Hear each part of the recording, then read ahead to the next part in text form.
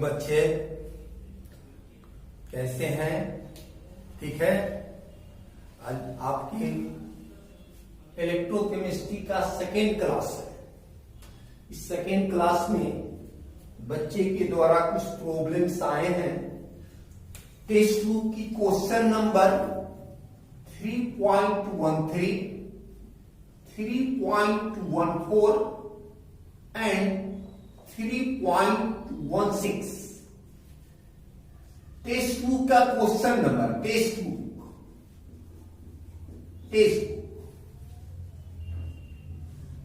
तो इस तीनों क्वेश्चन पर हम डिस्कस करते हैं। फर्स्ट क्वेश्चन है 3.13 कि how much electricity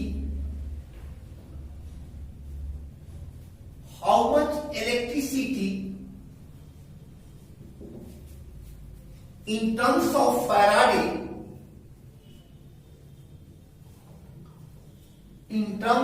Faraday is required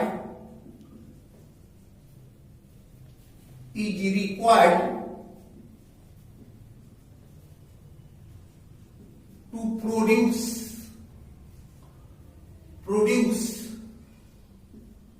20 gram of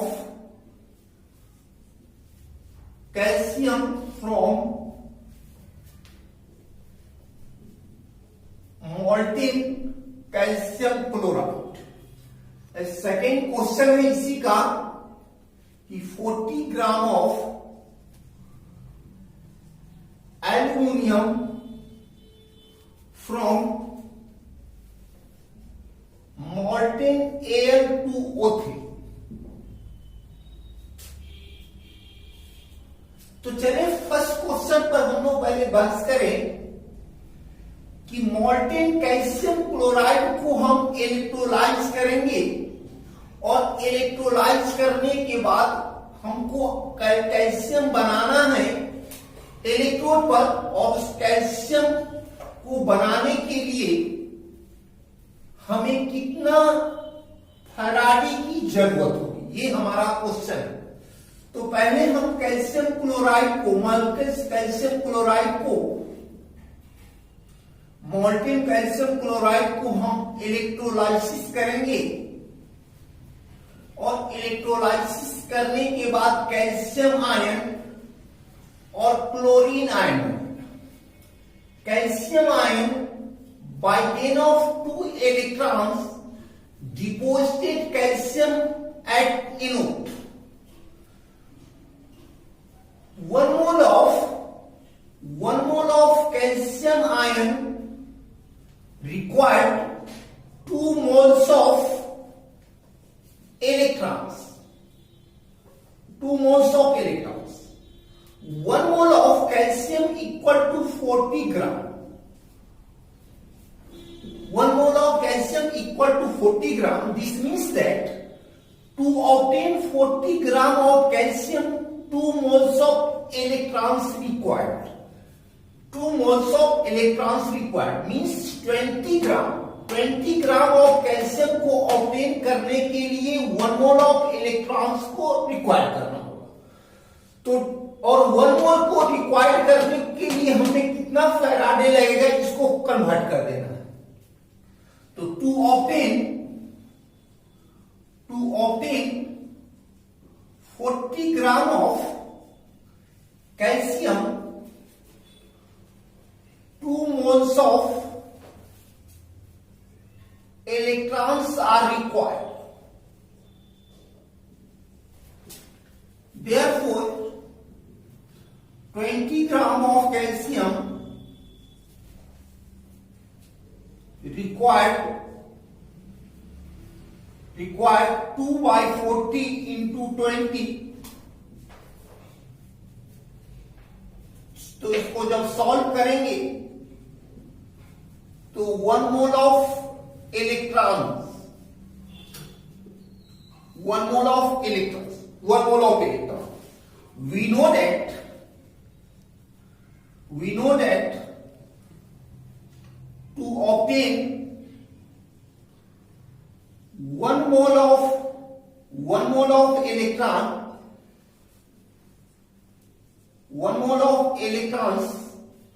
1 Faraday of electricity is required. तो हमारा आंसर क्लियर है कि 1 मोल हमको इलेक्ट्रॉन, 1 मोल को लिए 1 मोल इलेक्ट्रॉन के लिए 1 फैराडे इलेक्ट्रिसिटी चाहिए। इसीलिए इसका आंसर जो होगा 1 फैराडे, इसका आंसर जो होगा 1 फैराडे, हमारा इस क्वेश्चन का आंसर होगा 1 फैराडे। तो सेकेंड क्वेश्चन देखें, सेम प्रोसेस टेबल, बहुत ज्यादा दिमाग लगाना इसमें नहीं है। फर्स्ट क्वेश्चन और सेकेंड क्वेश्चन में थोड़ा का डिफरेंस है। Al2 और 3 मॉल्टेन स्टेट में ये इलेक्ट्रोलाइज करेंगे हम लोग। जब भी इलेक्ट्रोलाइसिस की प्रोसेस होती है ये मॉल्टेन स्टेट, तो इसको जब हम इलेक्ट्रोलाइज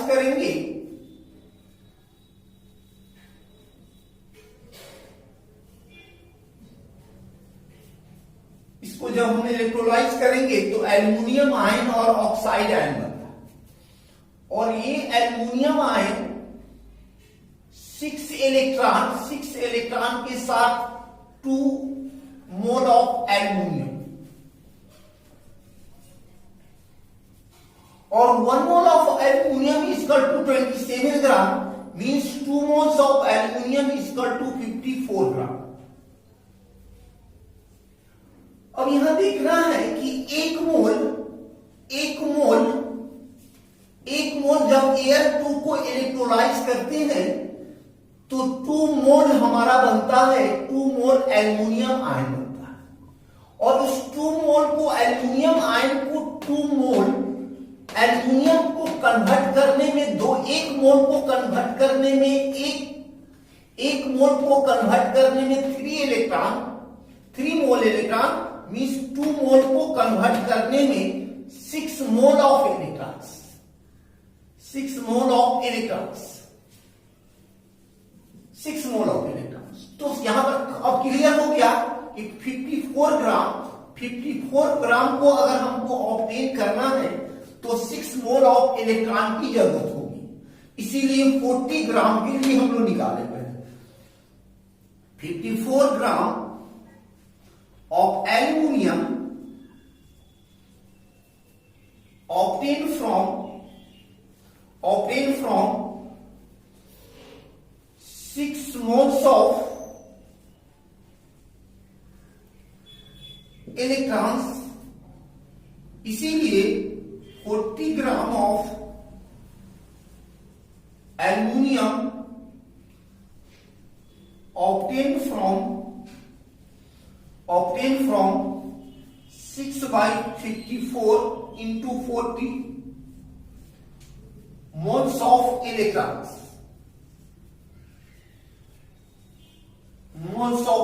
तो इसको हम सॉल्व करेंगे। अब हम इसको सॉल्व करने के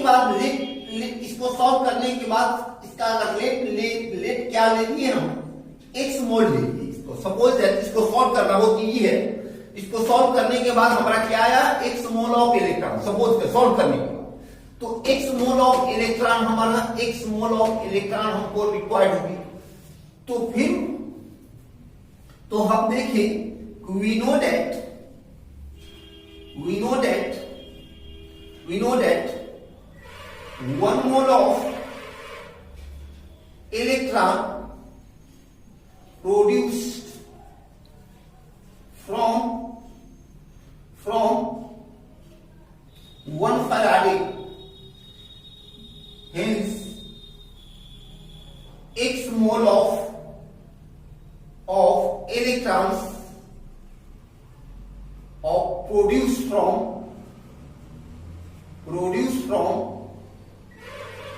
1 by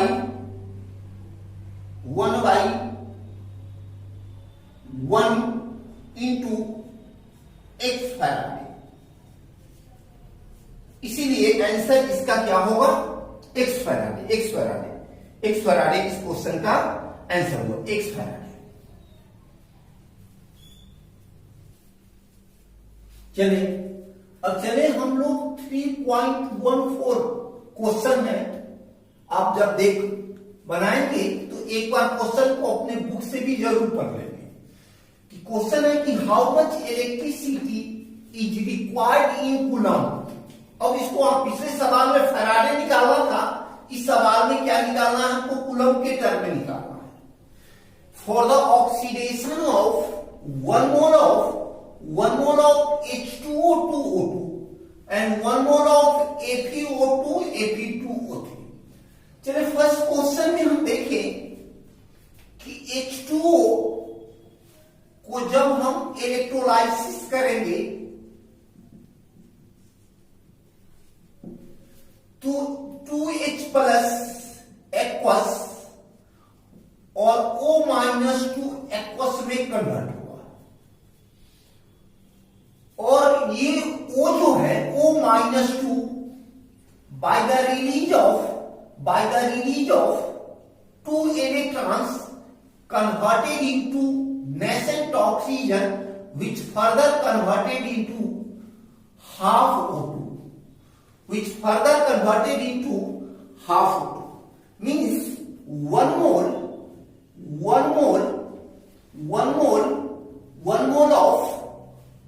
of H2O liberate half mole of O2।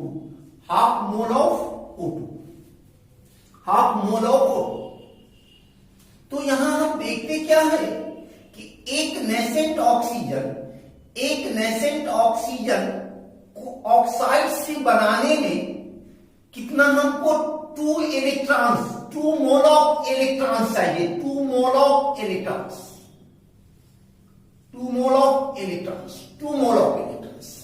कहने का सेंस है कि ऑक्साइड से 1 मोल ऑक्साइड से हाफ मोल ऑक्सीजन को कन्वर्ट करना है, ऑक्सीडाइज करना है, तो 2 मोल्स ऑफ इलेक्ट्रॉन्स की जरूरत होगी, और 2 मोल इलेक्ट्रॉन्स के लिए 2 Faraday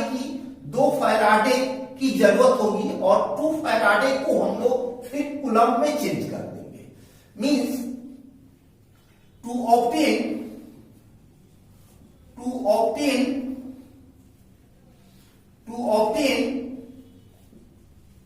half mole of O2 from H2, 1 mole of H2O, 2 Faraday of electricity is required. 2 Faraday of electricity is required. 2 Faraday of electricity is required. That is 2 Faraday is equal to 2 into 96500 coulombs। तो आप इसको solve करके जो answer Coulomb's में आएगा वही आपको exact answer होगा। ये हमारा एग्जैक्ट आंसर हुआ, ये हमको इस फर्स्ट क्वेश्चन का आंसर हुआ। अब सेकेंड क्वेश्चन में हम देखें कि 1 मोल ऑफ एफीओ को कन्वर्ट करना है Fe2O3 into Fe2O3 इसको बैलेंस करें तो देखें कि 2 मोल FeO plus half O2 converted into Fe2O3। अब इसका हम ऑक्सीडेशन नंबर चेक करें, ऑक्सीडेशन नंबर फेरस है तो फेरस का ऑक्सीडेशन नंबर +2, और ये 2 मोल है तो 2 मोल का क्या हुआ, 2 दूनी 4, इसमें 4 ऑक्सीडेशन नंबर इसका हुआ। यहां फेरिक है तो ऑक्सीडेशन नंबर 3 होता है, और ये दो आयरन है, इसका ऑक्सीडेशन नंबर कितना हुआ, +6।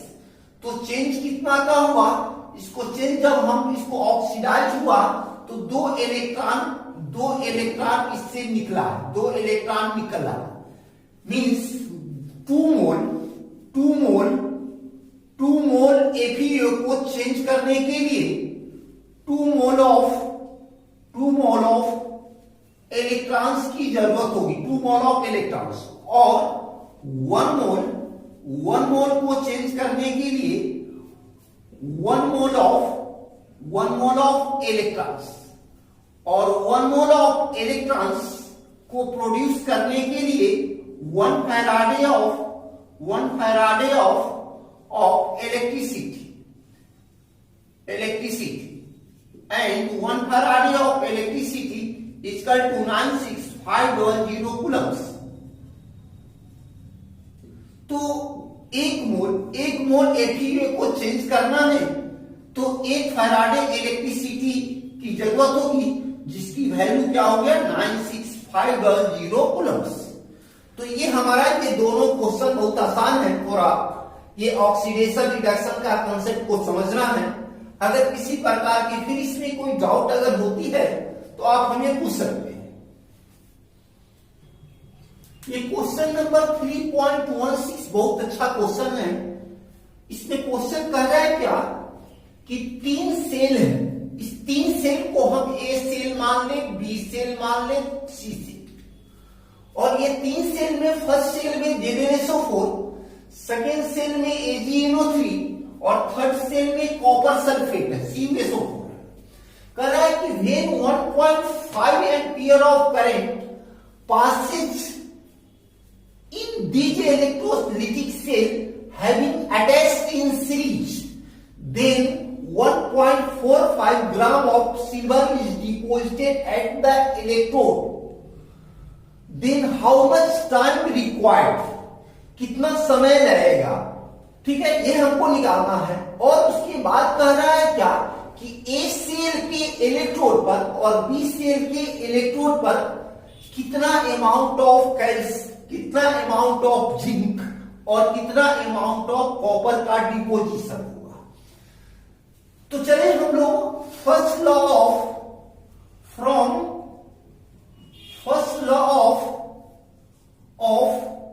Faraday, first law of Faraday, M Ag equal to EAg into I into T by V valency of Ag into Faraday. अब इसका वैल्यू डालें हम, MAg 1.45, EAG equivalent mass atomic mass of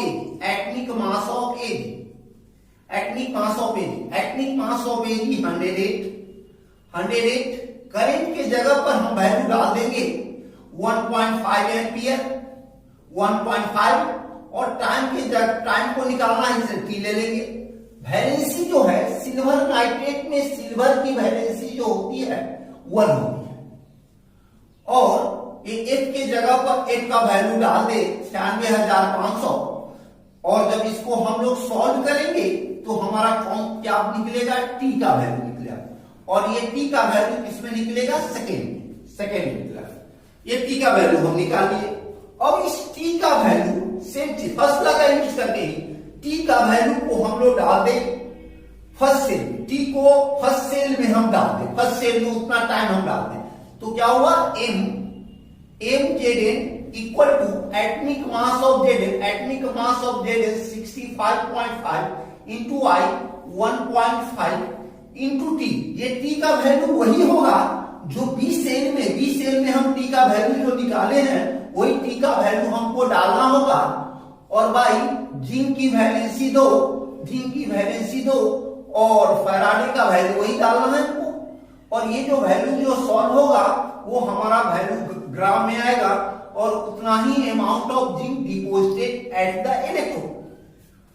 Similar method applied in case third, in copper, mass of copper is equal to 63.5, माने atomic mass of copper जो होता है 63.5 into 1.5 ampere into T। फिर वही केस है, माने सेकेंड केस में जो T का वैल्यू आया वही वैल्यू हम इस केस में डालेंगे, और बाई इसका भी कॉपर की वैलेंसी भी +2, जिंक की वैलेंसी भी +2, क्योंकि सल्फेट की वैलेंसी है -2, फिर वैलेंसी 2, फैराडे की वैल्यू फिर वही डाल दे, और वो डालने के बाद जो वैल्यू हमारा आएगा वो mass of copper deposited at the electrode, mass of copper deposited at the electrode. तो ये आपके जो 3 क्वेश्चन मेन क्वेश्चन थे उसको हमने डिस्कस कर दिया। एक आध क्वेश्चन हम और अच्छे क्वेश्चन को डिस्कस करेंगे।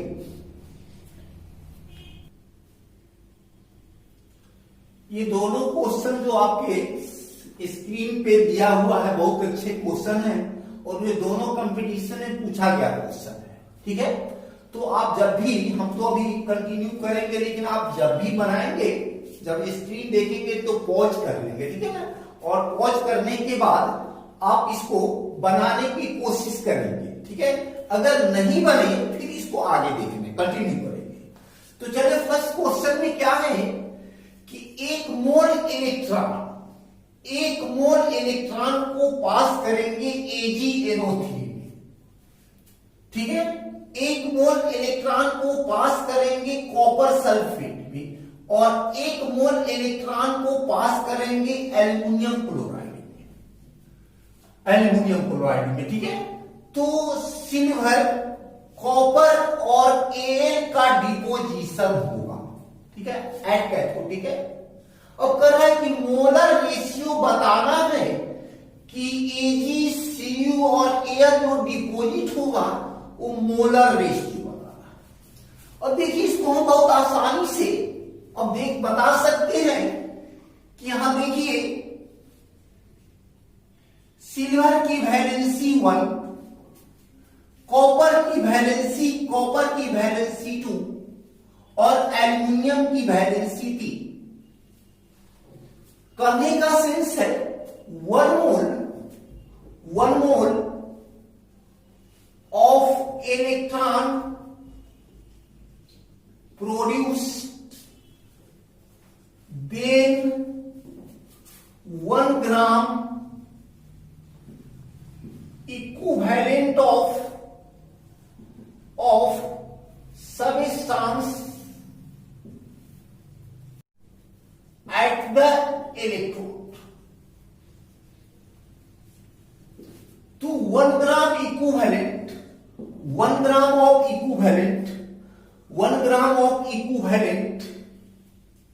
equal to 1 gram of equivalent equal to 1 mole of silver. 1 gram equivalent equal to 1 mole of silver because valency equal to 1, or half mole of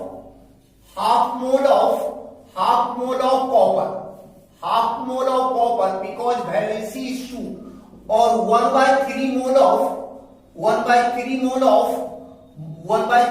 of aluminium because valency is 3।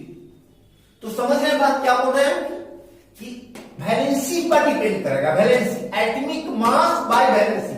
1 मोल के respect में क्या हुआ 1 equivalent कहने का sense है कि atomic mass by valency, इसकी valency 1 तो 1 मोल होगा, इसकी वैलेंसी 2 तो क्या होगा बटा 2 हो जाएगा, और इसकी वैलेंसी 3 तो हो गया बटा 3 हो जाएगा। तो 1 मोल इलेक्ट्रॉन प्रोड्यूस करने पर सिल्वर क्या बना 1 मोल, कॉपर क्या बना 1/2 मोल, और एल्युमिनियम कितना बना 1/2 मोल। तो दोनों का मोल, तीनों का हम मोलर रेशियो देखते हैं। Then molar ratio of Ag, Cu and Al equal to 1:2:1/3।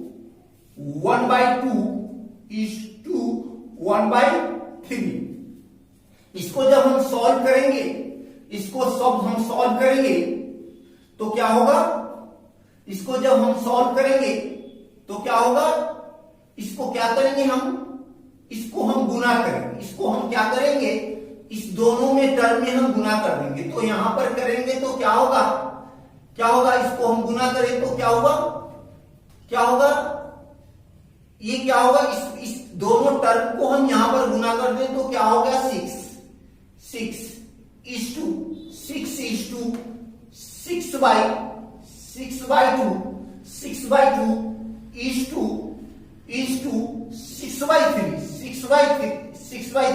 तो क्या होगा 3 और 3 2 मीन्स 6:3:2 6:3:2। मैंने इसको आप मैथमेटिक्स से बहुत आसानी से इसको अगर 1:1/2:1/3 को हम लोग निकाल सकते हैं।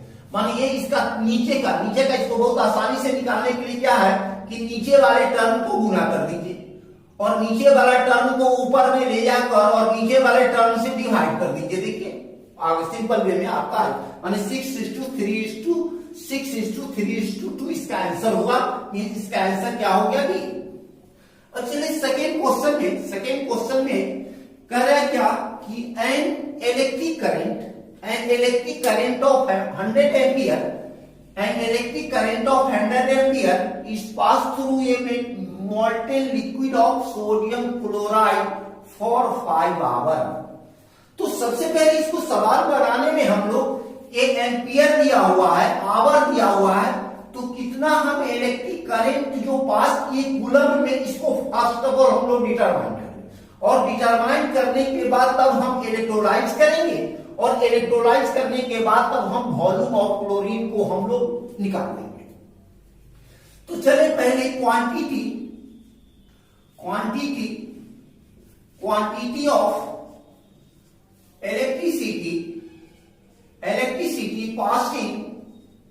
passed in molten sodium chloride equal to 100 ampere into 5 into 60 into 6। बता चुके हैं पिछले दिन कि आपको आवर में होगा तो उसको सेकेंड में कन्वर्ट करना होगा, तो आप चेंज कर दे। तो इसको जब सॉल्व करेंगे आप, तो इसको सॉल्व करने के बाद 5 into 6 into 6 into 2 3 4 10 पर पावर 4 और ampere into second coulomb.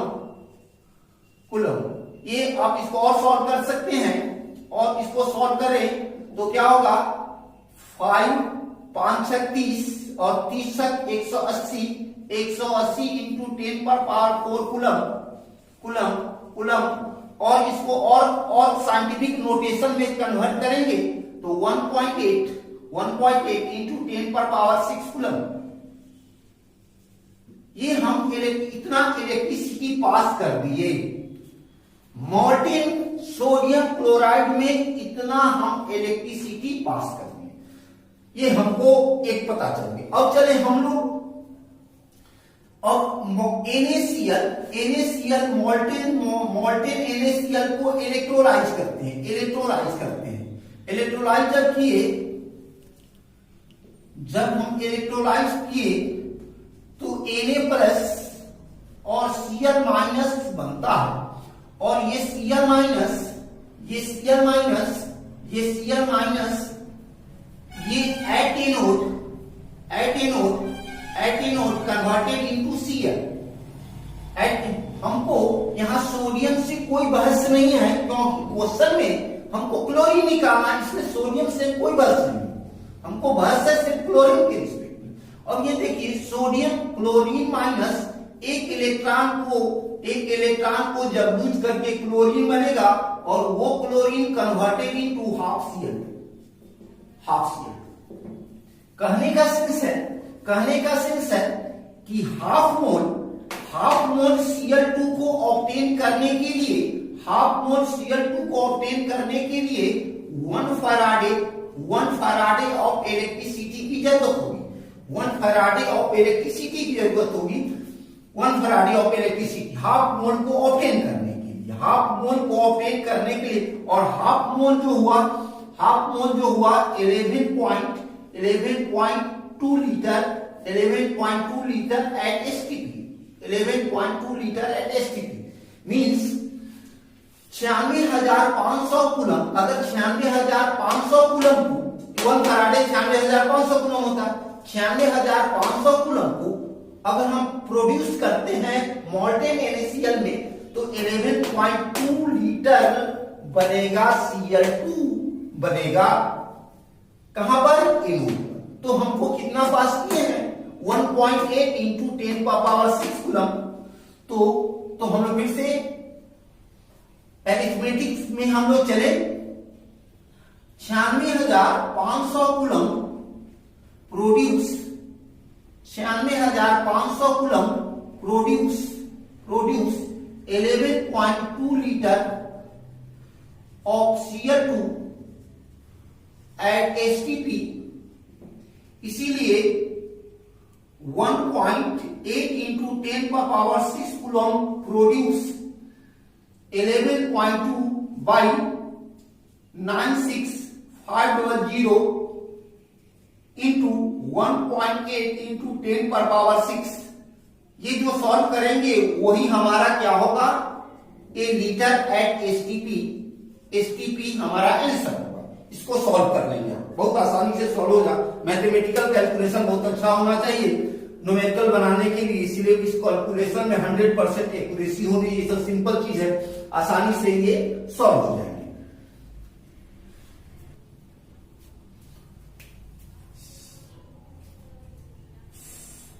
Faraday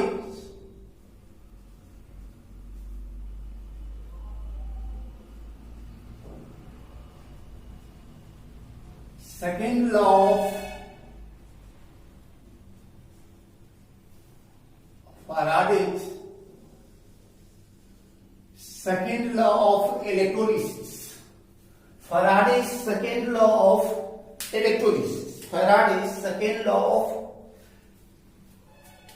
ये सेकेंड लॉ कहता क्या है कि दो इलेक्ट्रोलिटिक सेल है, दो इलेक्ट्रोलिटिक सेल, कोई भी दो इलेक्ट्रोलिटिक सेल हम मान लिए,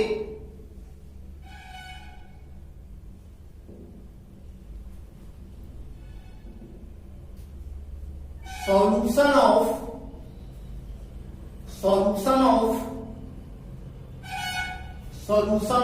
a metal,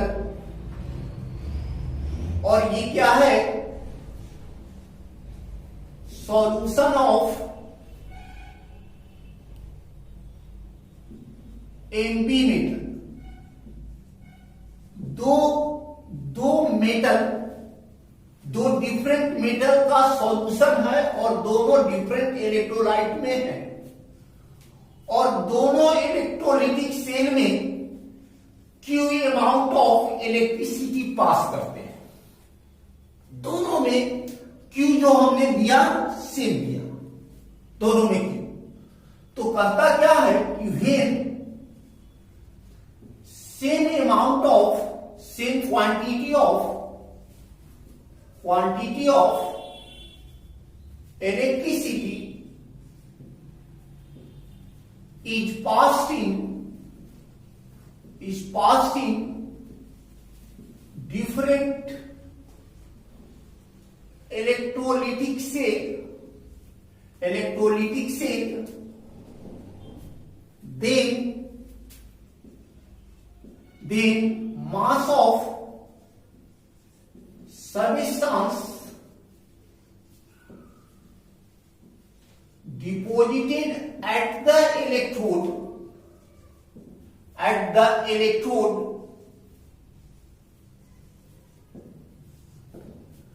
then the mass of substance, mass ratio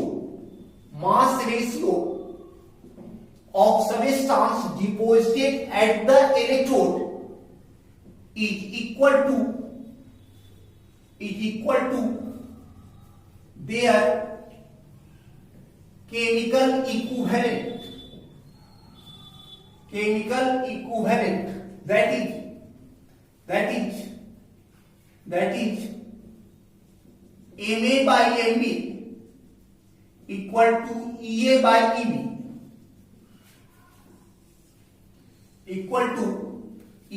Eb और Ea equivalent mass of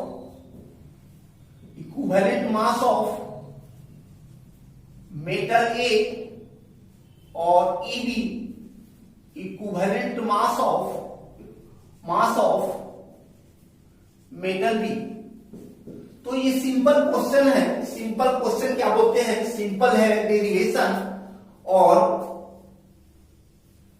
इससे कोई क्वेश्चन आपको पूछता नहीं है। मेनली क्वेश्चन आपको फर्स्ट से पूछता है, इससे कोई क्वेश्चन पूछता नहीं। कहने का सेंस क्या हुआ कि दोनों को जो मास जो डिपोजिट होगा, ये दोनों का रेशियो जो होगा और जो इलेक्ट्रिसिटी पास करेंगे वो उसके बाद जो उसके केमिकल इक्विवेलेंट होगा, उस दोनों का रेशियो क्या है? वो दोनों का रेशियो क्या है? बराबर होगा। ये हमारा first law of second law of electrolysis करता है। तो दोनों लॉ हमारा हो गया। अब नेक्स्ट टॉपिक हम चलते हैं प्रोडक्ट ऑफ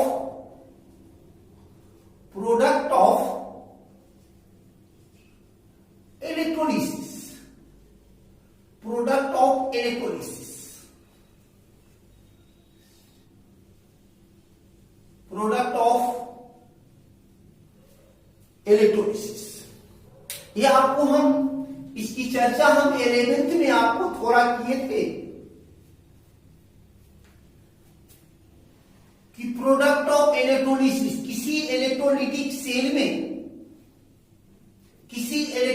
सेल में अगर दो कटायन होगा और उस इलेक्ट्रोलिटिक सेल में दो प्रकार के एनायन होगा, तो वो दोनों कटायन में कौन से कटायन डिपोजिट होगा आपको पहले, और दोनों एनायन में कौन सा एनायन डिपोजिट होगा एनोड पर पहले, इसी को हम लोग बोलते हैं क्या? Product of electrolysis. Product of electrolysis. तो चलिए इसमें दो पॉइंट को ध्यान रखना है कि when the electrolytic cell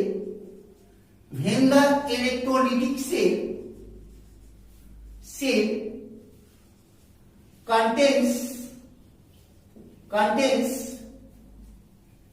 two types of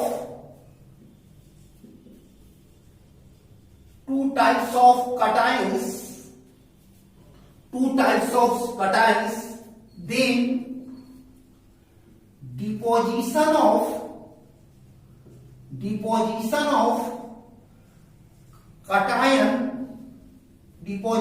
of that cation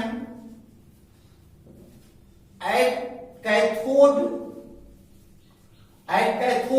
take place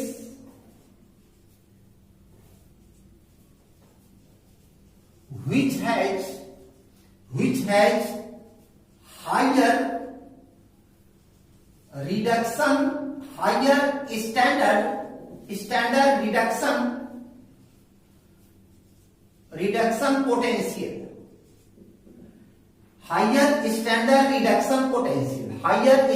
reduction potential, ये दिमाग में सेट करना है। करने का सेंस है कि अगर दो प्रकार के कटायन होगा तो उस कटायन में जिस कटायन का स्टैंडर्ड रिडक्शन पोटेंशियल ज्यादा होगा वो कैथोड पर पहले क्या होगा? डिपोजिट होगा, और जिसका लोअर स्टैंडर्ड रिडक्शन पोटेंशियल होगा वो सॉल्यूशन में ही रह जाएगा। कहने का सेंस है कि lower standard reduction potential cation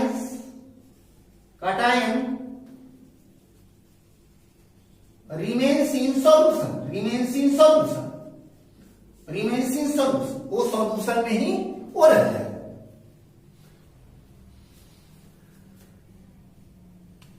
If Second case, if electrolytic cell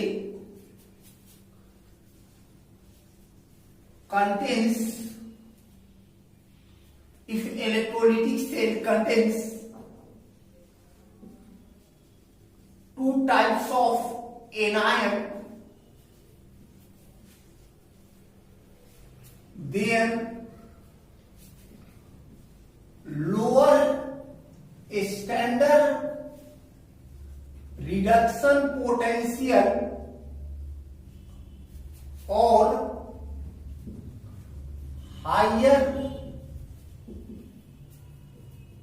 standard oxidation potential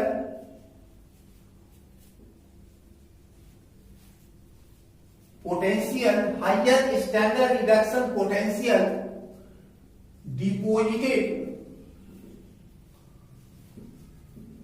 first at anode during the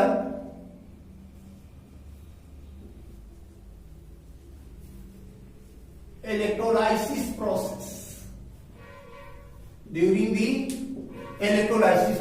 कहने का सेंस है कि अगर सॉल्यूशन में अगर इलेक्ट्रोलाइटिक सेल में दो प्रकार के एनायन होगा तो लोअर वहां किसका हायर, यहां क्या हुआ, लोअर स्टैंडर्ड रिडक्शन पोटेंशियल, ठीक है, और higher standard oxidation potential deposited first at anode during electrolysis process. चलिए एक क्वेश्चन हम लेकर चलते हैं। Right down the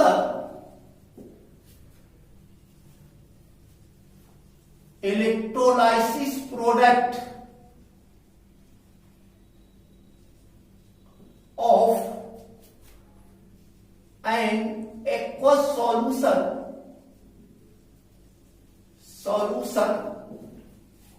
of silver nitrate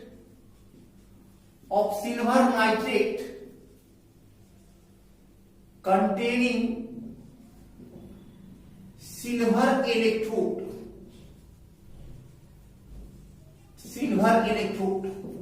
Write the electrolysis product of an aqueous solution of AgNO3 containing silver electrode.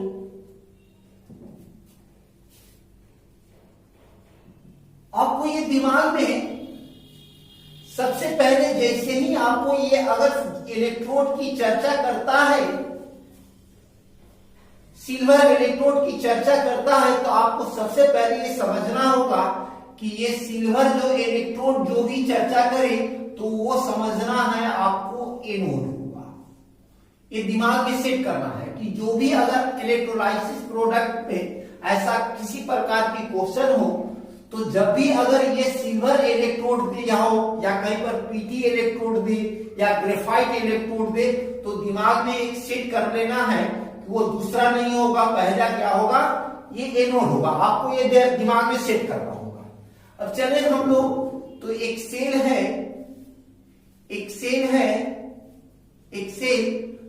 जिसमें जो anode है,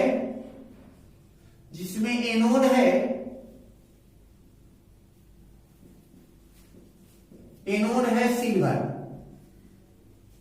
और एनोड है सिल्वर मींस ये कौन सा हुआ, पॉजिटिव चार्ज, और ये जो है ये है निगेटिव चार्ज। ये हुआ प्लस जो होगा एनोड, और ये हुआ तुम्हारा कैथोड। और सॉल्यूशन में क्या है, AgNO3 प्लस H2, AgNO3 और H2, और ये जो AgNO3 और सॉल्यूशन में क्या होगा, Ag प्लस NO3 माइनस और H2O में H प्लस और OH माइनस।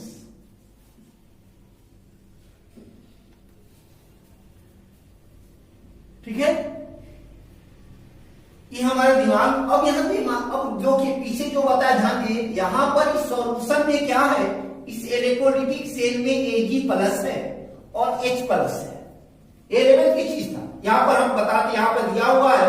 फिर हम आपको गैल्वेनिक सेल बनाएंगे ना, तो वहां पर हम इसको, आपको थोड़ा यहाँ कंफ्यूजन हो रहा है कि रिडक्शन पोटेंशियल क्या है, ऑक्सीडेशन पोटेंशियल क्या है, इसमें कंफ्यूजन होगा। नेक्स्ट क्लास जब हम स्टार्ट करेंगे तो वहां पर हम आपको इसके बारे में बहस करेंगे कि इलेक्ट्रोड पोटेंशियल क्या है, रिडक्शन पोटेंशियल क्या है, तब और हम क्लियर हो गए। बहुत दिन परे हो गया और लेवल की बात, इसलिए आप नहीं समझ रहे होंगे। तो एक सिंपल एक क्वेश्चन देकर हम इसको खत्म करेंगे, और फिर क्योंकि ये इलेक्ट्रोलिटिक सेल का केसेस था, इसलिए हमको यहाँ बताना पड़ा। ये जब और क्लियरिफिकेशन कब होगा, जब हम गैल्वेनिक सेल को पढ़ेंगे, तब उस क्वेश्चन को इससे रिलेटेड फिर और बात करेंगे। तो हम चलिए यहाँ पर देखेंगे कि Ag+ और H+, ये दोनों कहां जाना चाहेगा, कैथोड पर, और NO3- और OH- दोनों कहां जाना चाहेगा, एनोड पर। एक केस आ गया। अब यहां पर हमको ये समझना है, अभी हम आपको यहाँ पर फिर गैल्वेनिक सेल बताएंगे, तो बताएंगे कि किसका रिडक्शन पोटेंशियल ज्यादा है, कम है, किसका ऑक्सीडेशन पोटेंशियल कम है, ज्यादा है, वहां पर बहस करेंगे। अब यहां चले हम at cathode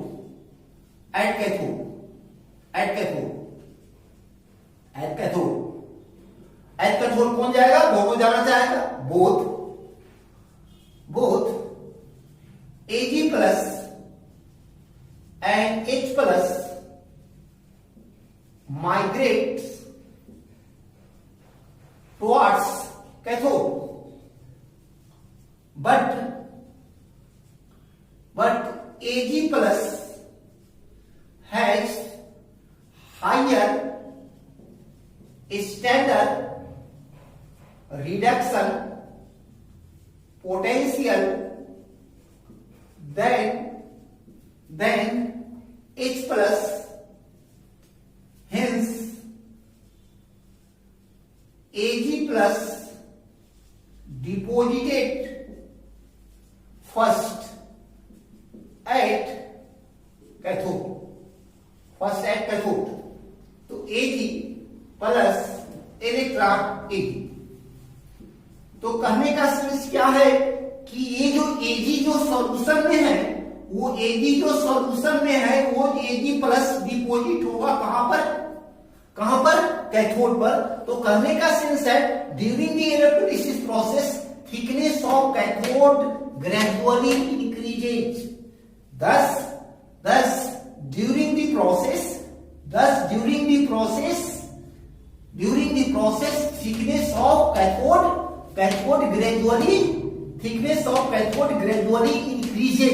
thickness of cathode gradually increases। अब चले किस चले हम लोग एनोड पर, at anode.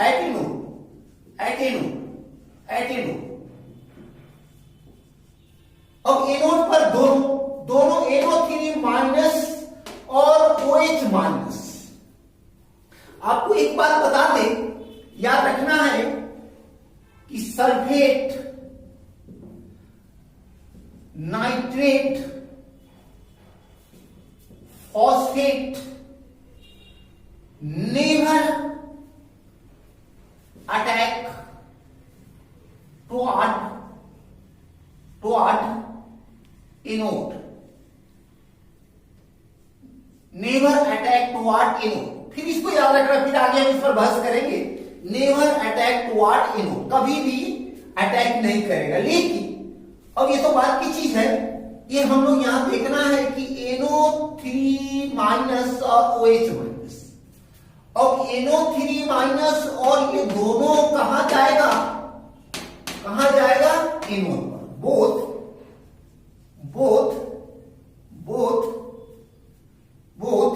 NO3- and OH- migrate towards anode, but Ag has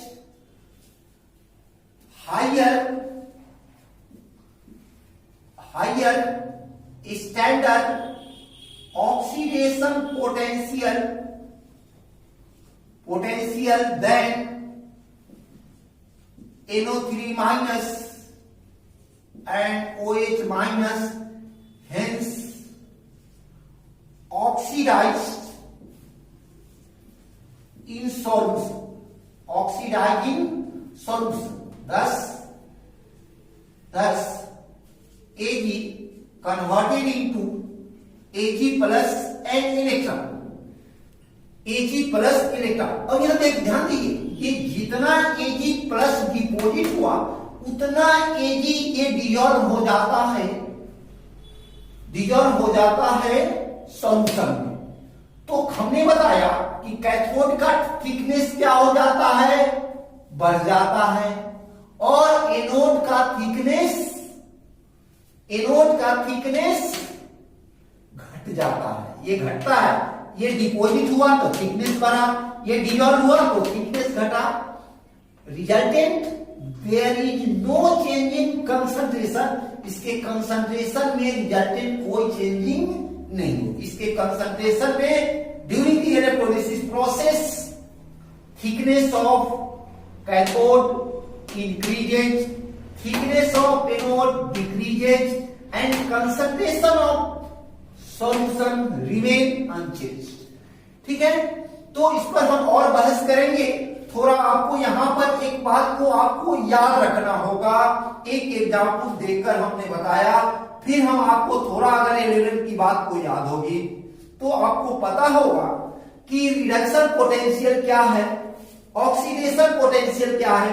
11 के भी टेक्स्ट बुक में, 12 की टेक्स्ट बुक में रिडक्शन पोटेंशियल और ऑक्सीडेशन पोटेंशियल का टेबल दिया गया है.